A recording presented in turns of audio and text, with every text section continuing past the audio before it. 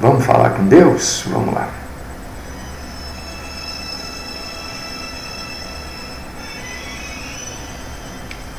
Amado Deus, querido, poderoso, Pai e Senhor, nos rendemos aos teus santos pés, nos entregamos à majestade, à grandeza e ao poder do Senhor, nos colocamos, Senhor, à sua santa disposição para fazer a tua vontade. Pedimos, ó Todo-Poderoso, que o Senhor fale conosco, que o Senhor nos dê instrução, que o Senhor nos dê graça, nos dê sabedoria,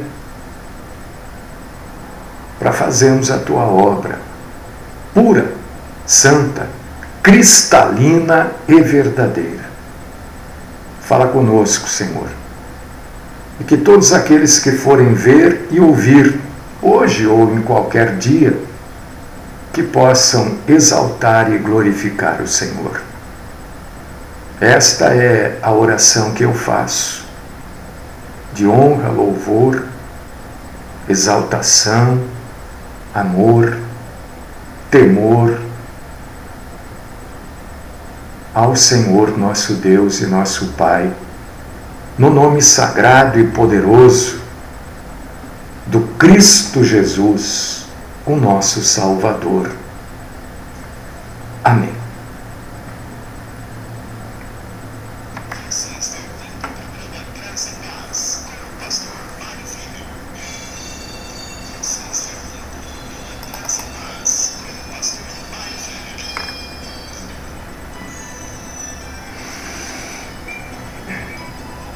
Bom, só para avisar, né? Não estou conseguindo transmitir ao vivo pelo Facebook. Fica aqui iniciando o vídeo ao vivo, mas não inicia. Mas você entra no site, entra na rádio web, vai no aplicativo, mas não deixe de ouvir, sabe?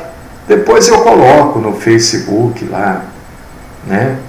Mas o importante, eu creio que é você ouvir o que vai ser dito hoje. Não deixe de ouvir, não. É muito bom, é muito explicativo, enfim, é ótimo. Abre sua Bíblia aí no Evangelho, escrito por João, capítulo 9, eu vou ler versículos do 1 até o 7, ou até o 9, até o 7. João 9, do 1 ao 7. Abre aí, meu irmão, minha irmã.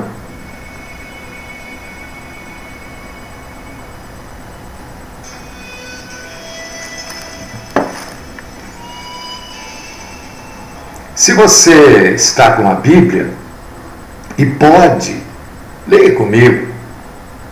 Estou com a Bíblia aqui, mas agora não dá para ler. Ouça, eu vou ler. A própria palavra de Deus diz que a fé vem de ouvir a pregação, e a pregação vem pela palavra. Ouvir a palavra, então. João 9, a partir do versículo 1 até o 7. Caminhando Jesus, viu um homem cego de nascença, e os seus discípulos perguntaram: Mestre, quem pecou? Este ou seus pais para que nascesse cego? Respondeu Jesus: Nem ele pecou, nem seus pais, mas foi para que se manifestem nele as obras de Deus. É necessário que façamos as obras daquele que me enviou enquanto é dia. A noite vem quando ninguém pode trabalhar. Enquanto estou no mundo, sou a luz do mundo. E dito isso, cuspiu na terra e, tendo feito lodo com a saliva, aplicou aos olhos do cego, dizendo-lhe: vai, lava-te no tanque de Siloé. Ele foi, lavou-se e voltou vendo.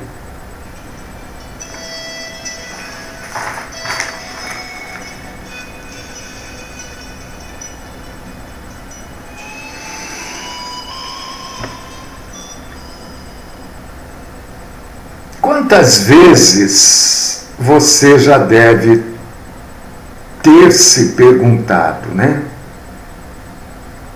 Por que Jesus cuspiu no barro e passou nos olhos do cego? Por que Jesus fez isso?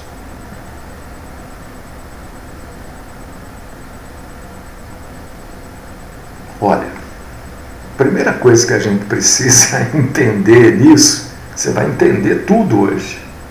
Hoje você vai sair sabendo, você vai sair professor neste milagre. Tá?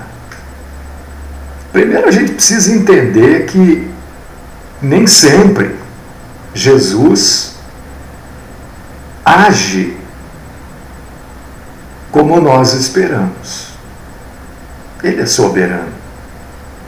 Ele age do jeito que ele quiser. Do jeito que ele acha que deva ser feito naquele momento. Porque ele é Deus, ele sabe absolutamente tudo. Jesus usou de um método diferente para curar esse homem. Ele colocou lama nos olhos daquele homem e em seguida pediu que ele fosse se lavar no tanque de Siloé. O tanque de Siloé, na verdade, era um grande reservatório de água, né, com vários níveis, e as pessoas usavam aquele tanque para banho também, né, porque os judeus tinham uma preocupação com a higiene pessoal, né, principalmente quando iam fazer um sacrifício, né, suas orações. Numa outra oportunidade, lá em Mateus capítulo 9, versículos do 27 ao 31, Jesus também curou cegos. Mas ele não fez isso. Ele não pegou terra, colocou na mão, cuspiu e fez uma lama. Não. Aqui em Mateus 9, do 27 ao 31, ele só tocou nos olhos, tocou naqueles homens, né? E eles passaram a ver. E num outro caso de cegueira, Mateus 8, 22 ao 26, Jesus apenas colocou saliva nos olhos do cego.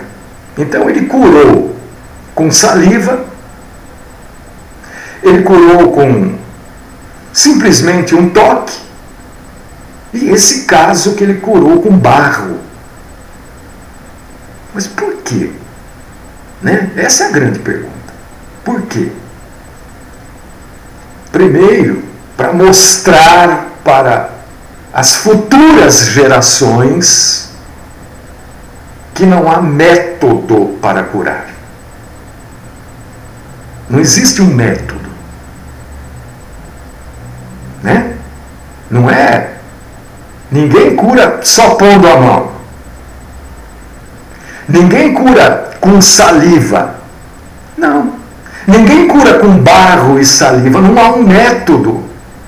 Jesus cura porque ele é que cura do jeito que ele quiser. Então ninguém pode. A primeira lição que ele nos passa é querer copiar o que ele fazia. Primeira coisa que ele ensina. Não venham copiar. Porque você vê, eu curo de várias maneiras. Eu curo. É a primeira coisa que ele mostra. Né? Não se concentrem na forma da cura, mas se concentrem na mensagem da cura. Porque cada cura de Jesus tem uma mensagem.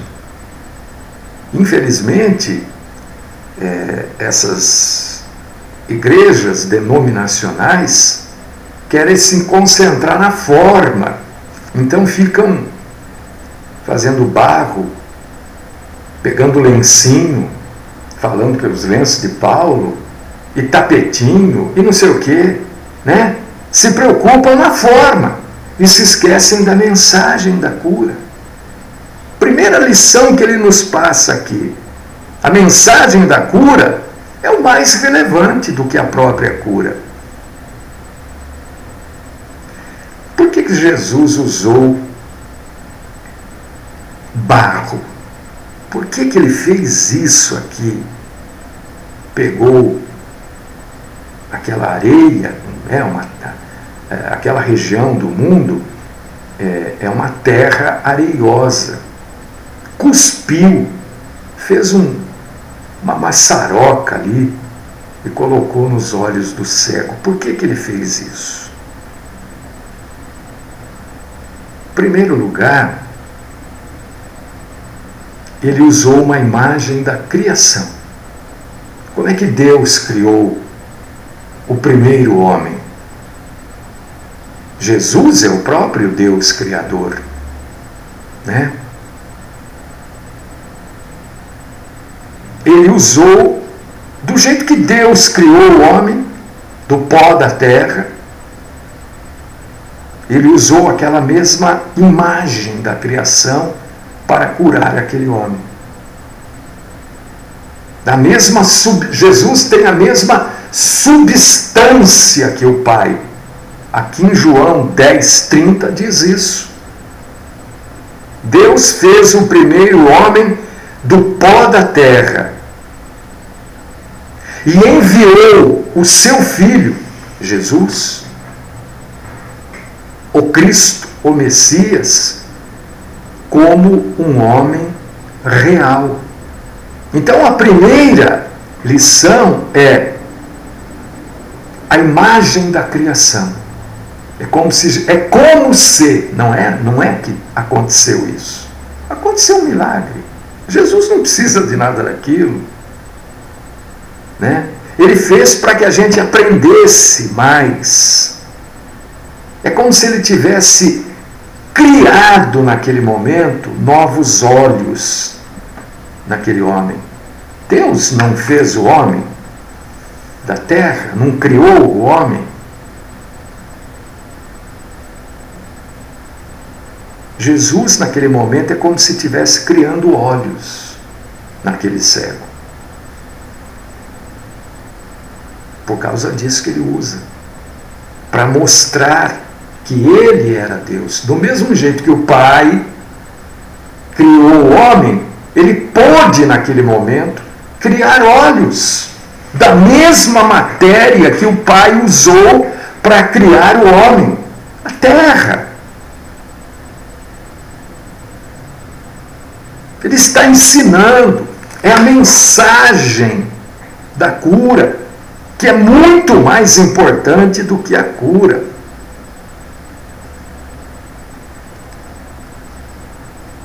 E, claro que ele... Veja a situação. Ele fala para aquele homem que estava lá não enxergando nada, ainda com os olhos cheios de barro, né? Ele fala: agora você vai lá e se lava no tanque de Siloé. Esse tanque era grande, viu, gente? Eu estou tentando aqui lembrar, desde antes de começar o programa, não era um tanque pequenininho, não. Eu estive lá, eu vi as ruínas do tanque e as escavações que estão fazendo para restaurar o tanque todo, né? E eu estou com medo de chutar aqui, porque eu estarei chutando, posso estar falando besteira, mas era muito grande. E em vários níveis, porque além de tudo, era um reservatório de água, de uma determinada fonte que me foge aqui. E aquele cego sai da onde ele estava e tem que ir lá no tanque se lavar. Então, a segunda mensagem que este milagre nos mostra é a obediência daquele homem. Jesus às vezes usa meu irmão, minha irmã. Preste mais atenção na mensagem do milagre do que no milagre. Jesus às vezes usa a lama, como ele fez com esse cego, para incentivar, para cutucar o homem a obedecer. Jesus às vezes faz isso. Este milagre ocorreu num sábado. Olha como, se você for ler 9:14, quer ver? Deixa eu ler aqui, o 14. E era sábado, o dia em que Jesus fez o lodo e lhe abriu os olhos. Um sábado. Bom, todo mundo sabe que o judeu, né, guardava o sábado como se fosse, né, guardava, entre aspas, né? Jesus mesmo chegou a provocar, espera um pouquinho, se a tua vaca cair lá, você não vai socorrer porque é sábado? Não, nós vamos, então você não guarda nada, né? Era uma coisa assim de fachada, entendeu? E era um sábado, muito provavelmente, através da leitura bíblica, a gente chega a essa conclusão, que era o sábado posterior à festa dos tabernáculos. E a cegueira das pessoas naquela época de Jesus era a maioria dos cegos daquela época, isso se sabe, né, através de estudos arqueológicos, né, a maioria dos cegos era por causa de uma doença chamada tracoma. E esta doença, ela ainda é comum no Oriente. Tracoma.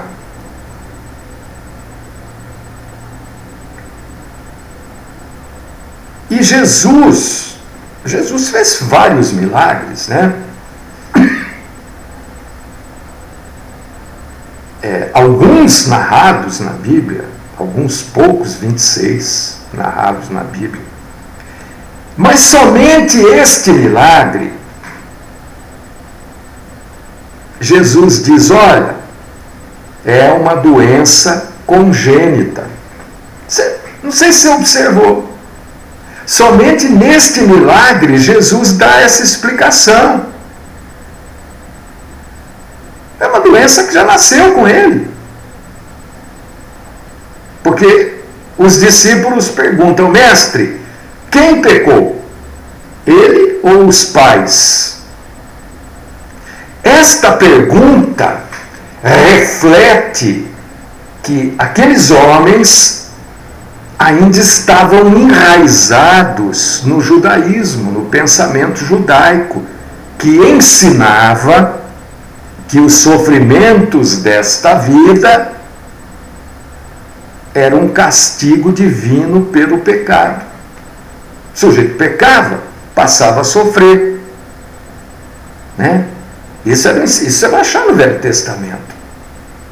E isso criou esta coisa mentirosa, falsa, da maldição hereditária. O pai e a mãe pecaram, os filhos vão pagar por isso. Isso era um pensamento judaico, né? O Talmud diz: não há morte sem pecado e não há sofrimento sem iniquidade. Está lá no Shabá 55a, na página 255. Está lá escrito isso. Ainda é um pensamento do judaísmo. Jesus já mostrou que não é nada disso. O judaísmo ainda acredita que um doente não se recupera da sua doença antes que todos os pecados lhe sejam perdoados. Por causa disso que Jesus, certa vez, falou: os seus pecados estão perdoados. Ele não falou para nós. Está vendo como é bom entender? Ele fala para o pessoal do judaísmo, para os judeus que acreditavam que um doente só ficava curado quando os pecados foram perdoados. Por causa disso que ele fala: os seus pecados estão perdoados. Olha, quanta coisa a gente vai aprendendo hoje. Então os discípulos, quando perguntam para Jesus: olha, quem foi que pecou? Ele ou a família dele, os pais? Você vê que os discípulos tinham um bom conhecimento da Bíblia, do Antigo Testamento, daquilo que existia escrito do Antigo Testamento, porque eles frequentavam as sinagogas, né? Eles não eram pessoas sem nenhum conhecimento, não. Porque a lei dizia isso. A lei dizia que Deus visita a iniquidade dos pais nos filhos até a 3ª e 4ª geração. Está lá em Êxodo, capítulo 20, versículo 5. Mas é lei. A lei dizia que muitas vezes sofrem os filhos as consequências dos erros dos pais.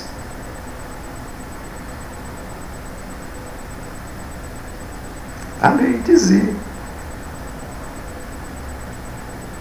Por quê? Os rabis da época, né, foram influenciados malignamente para entender errado a filosofia do sofrimento. Criaram uma filosofia do sofrimento. Isso aí é uma coisa satânica, porque isso vem do próprio criador do sofrimento e do pecado, que é Satanás. Faz as pessoas e até hoje a gente ouve líderes aí de 30, 40, 50 anos de igreja falando: olha, tem que desfazer a maldição hereditária. A gente ouve isso ainda até hoje. Então, quando se fala em maldição hereditária, quando se crê da forma que os judeus criam e creem, o que você está crendo? Você está crendo que a morte e as doenças procedem de Deus. Mas é mentira. A morte e as doenças procedem do nosso pecado, não de Deus. Olha que coisa diabólica que essa gente fala por aí nos púlpitos, no rádio, na televisão. Colocam a culpa em Deus. Não, porque Deus está castigando o nosso pecado. Não, nós estamos sendo castigados pelo nosso pecado. Olha que diferença.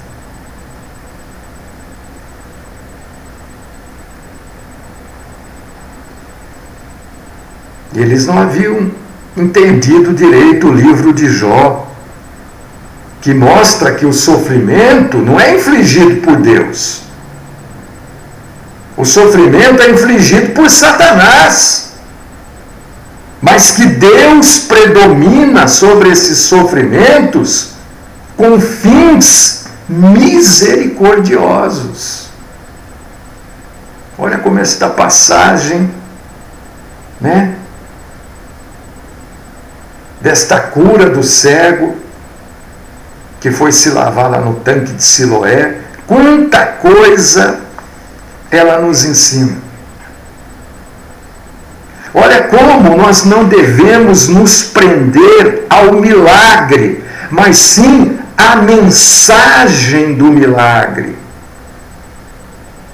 Então eu vou ser claro, porque eu não gosto de falar as coisas e deixar meio escondido aquilo que eu falo. Eu gosto de ser claro, né? Se você segue alguém que valoriza o milagre e não valoriza a mensagem do milagre, você está seguindo um ensinamento satânico. Olha só que loucura!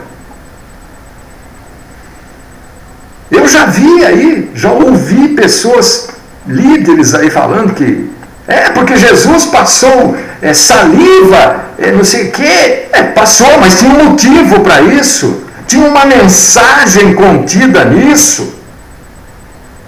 Né? E o uso da saliva é mencionado em 2 outros milagres. Não só nesse, mas em 2 outros. Marcos capítulo 7, 33 e João 8, 23. Por que Jesus fez este barro? Você vai entender, além de tudo que você já entendeu, você vai entender o que Jesus está falando com este barro. Olha como eram as leis rabínicas. Não a lei de Deus, a lei dos homens. A lei que os homens acrescentaram às leis de Deus. Por causa disso que eu estou falando, leis rabínicas. Você vai ver a respeito do sábado. Foi lei de Deus para os judeus. Leia João 9,14, João 5,10, 16, 7, 22 ao 24.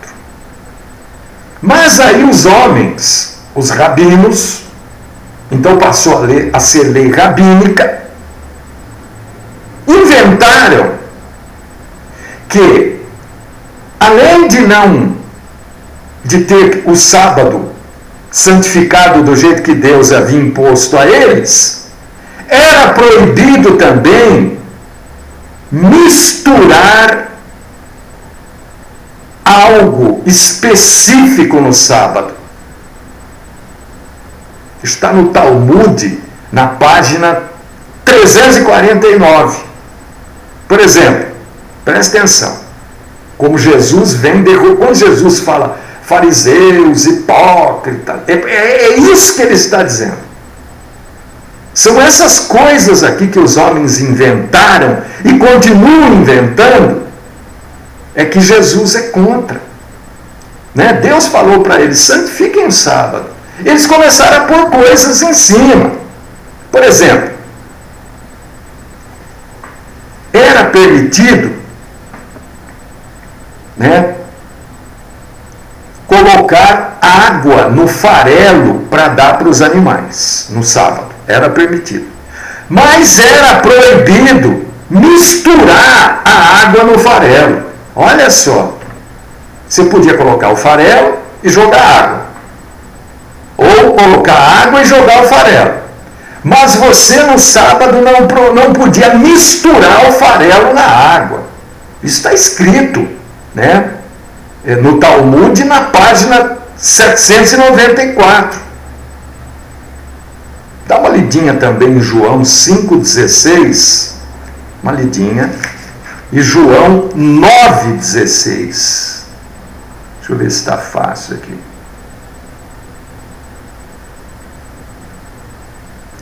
Eles diziam que Jesus não guardava o sábado exatamente porque Jesus misturou a água, a saliva, o líquido da saliva com a terra. Jesus poderia até ter cuspido, mas não podia ter misturado. Olha só, o problema não foi a saliva, o problema não foi a terra, o problema foi porque ele misturou. E era proibido pelos rabinos qualquer tipo de mistura. Jesus juntou, fez um lodo. Era isso que era proibido, misturar. E aí Jesus faz o que? Ele transgride a tradição. É uma tradição, não é uma lei. É uma tradição rabínica. Que isso podia ser feito de segunda a sexta. Ou melhor, de domingo a sexta. No sábado não podia misturar. Jesus foi lá e misturou no sábado. Só para você entender melhor. Olha só como... Mas hoje nós não somos diferentes. Está cheio de igreja inventando coisa aí. Está cheio de pastor aí com regras próprias. Você não acha na Bíblia, mas nem que a vaca tussa. São regras que eles inventam. São regras daquela denominação. A mulher tem que sentar de um lado e o homem tem que sentar do outro. Onde é que está isso na Bíblia? Onde é que está? Se eles se reuniam em catacumbas, como é que ficava um de um lado e outro do outro? Eles se reuniam embaixo de árvore, no cemitério, na casa de um de outro. Misturava tudo, ficava onde tinha lugar. Então essa história, né, grandes denominações, homem de um lado, mulher do outro. Isso aí é coisa da cabeça. Cabeça do homem. Começa a impor regra. Você vê como é que era naquela época. E Jesus vai contra. Não pode misturar? Eu vou misturar. Não pode curar no sábado? Eu sou o dono do sábado. Eu vou curar, vou misturar.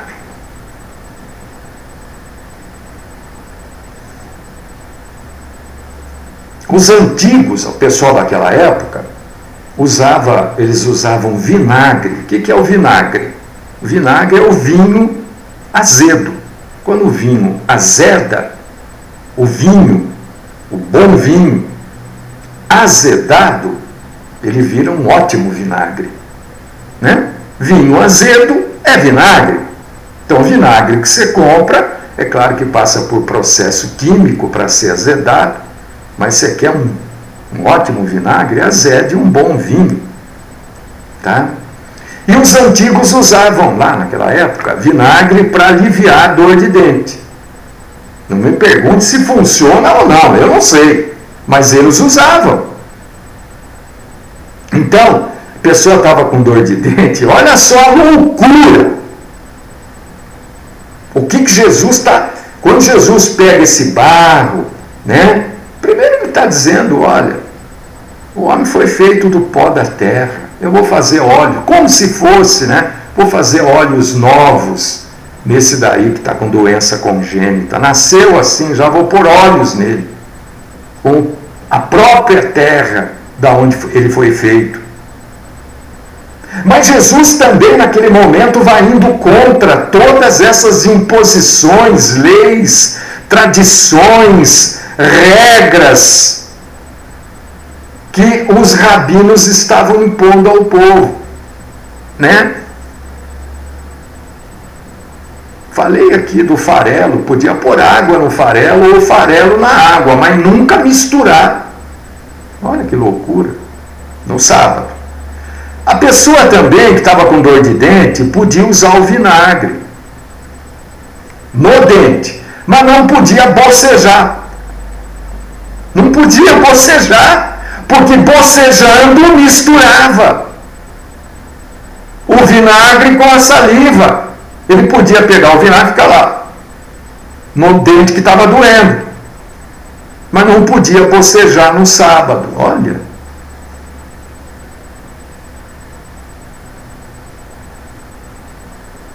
Mas ele podia, né, na hora da refeição, jogar o vinagre na comida. Olha que coisa doida. Isso está escrito, viu, gente? No Talmud, na página 539. Então, Jesus, meu irmão, minha irmã, Ele veio para romper todas essas coisas. Jesus veio para acabar com esses falsos mestres, com essa falsa religião que ensina coisas que Jesus nunca ensinou. Jesus nunca mandou ninguém fazer isso. Em que lugar da Bíblia Jesus está dizendo, olha, quando vocês forem curar um cego, vocês vão pôr barro, cuspir, fazer um outro? Não! Ele curou de diversas maneiras exatamente para mostrar que não há método. Para mostrar que o milagre, na verdade, é nada comparado à mensagem que vem no milagre. E essas igrejas se preocupam com o quê? Com o milagre. Fazem campanha, nós vamos... Eu ouvi vocês vão me perdoar a minha grosseria, mas eu ouvi um boçal, né? Porque nós vamos no monte, falando aí sábado, domingo, sei lá. Ainda estão com esse negócio de ir no monte. Estão 2000 anos atrasado, parece que não tem Bíblia na mão. Não tem que ir no monte, coisa nenhuma. Qual a diferença de orar no monte, né, e orar no banheiro? Qual a diferença? Diga para mim. Qual a diferença de você estar lá na frente da igreja, lá na frente do altar, e Davi que orou fazendo cocô de cócoras? Leia a Bíblia.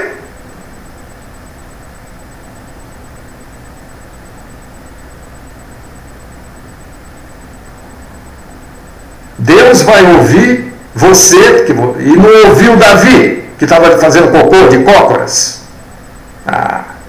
Essa gente inventa. Essa gente quer se fazer de Deus.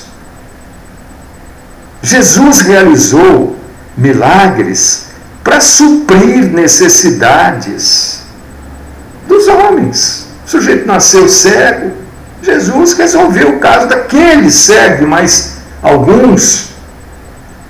Mas ele também fez estes milagres, né? Não só para suprir ele não fez milagre para todo mundo. Não foi todo mundo que recebeu um milagre físico. Não foi todo mundo que recebeu um milagre na parte material, física. Mas todos recebem um milagre da salvação. Isso é diferente. Agora, Jesus fez esses milagres também para transmitir verdades espirituais. Além disso, os milagres que Jesus realizou, em 26, 25 ou 27, não me lembro, estão relatados na Bíblia, serviram para chancelar, para provar, para comprovar que ele era de fato o Messias. Paulo fala isso. As minhas credenciais de apóstolo. Então, por que Jesus passou outro? Né? Em outros casos usou só saliva. Mas vamos falar o caso de João 9, do 1 ao 7. Né? Para mostrar que o homem foi feito da terra.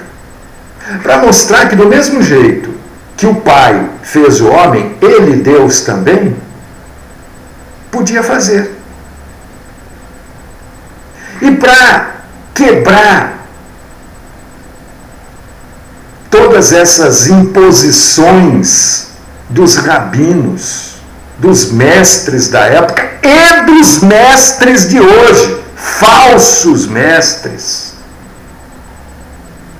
né? Que diziam, olha, você pode dar farelo com água, mas não pode misturar o farelo na água, nem a água no farelo. Você pode colocar, só trouxe dois exemplos.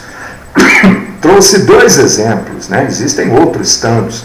Você pode colocar vinagre no dente que está doendo, você não pode bocejar, porque daí mistura.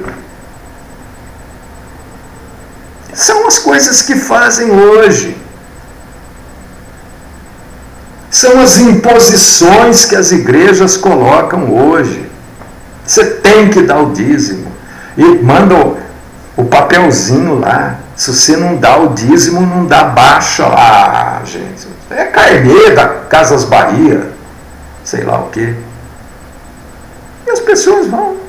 As pessoas aceitam as imposições como o povo judeu aceitava. Olha, quem foi que pecou? Olha, o que aconteceu com ele que ele está doente, hein? Ah, ele cometeu algum pecado.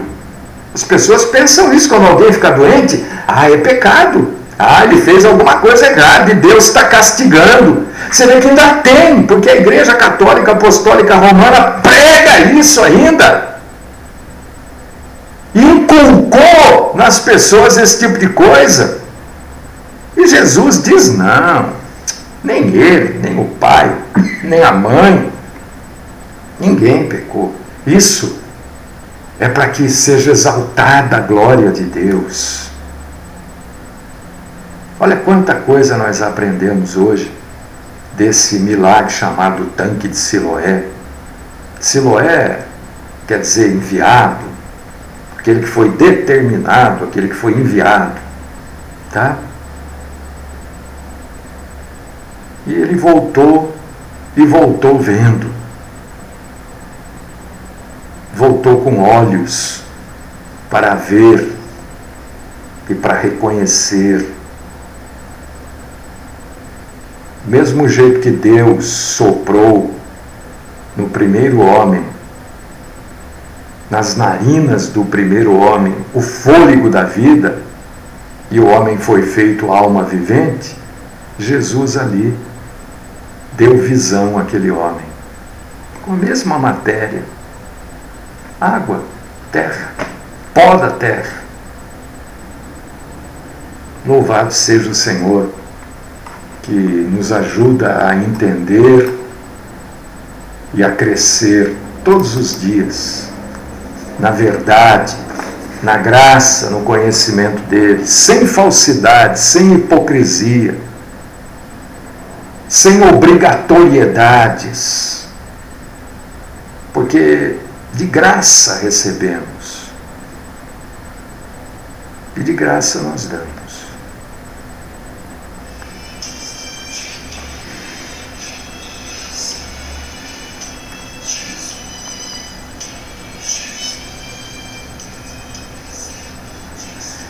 Amado, querido, poderoso, santo, maravilhoso, fiel, justo, verdadeiro Deus, louvado seja o Senhor. Graças, graças, graças, graças nós te damos, Senhor. Ó Altíssimo, bendito é o Senhor. Continua, Deus querido e Pai Todo-Poderoso, falando conosco, nos guiando pelos caminhos da verdade, nos afastando da falsidade, da hipocrisia, da mentira, da religiosidade. Ajuda-nos, Senhor, a vivermos a verdade, porque esperamos ansiosamente, se é que podemos dizer desta forma, a tua santa volta para nos levar. Livra-nos, Senhor, do mal, principalmente, Senhor, da mentira. Esta é a minha oração. No nome do Salvador, teu amado Filho, Jesus, o Cristo.